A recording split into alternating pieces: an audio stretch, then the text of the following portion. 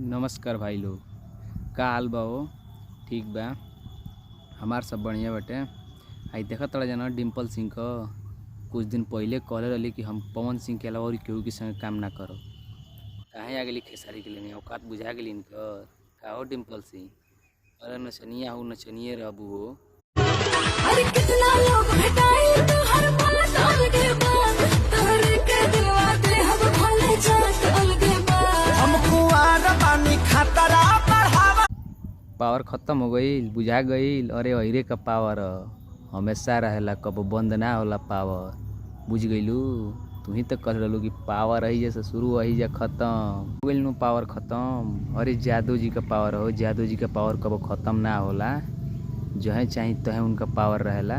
ना मत करो ना तो फिर रगड़वावे खातिर केहू ना मिली। बुझ गईलू? जब छोड़िया ही ना तो फिर रगड़े खातिर केहू ना मिली होंगे।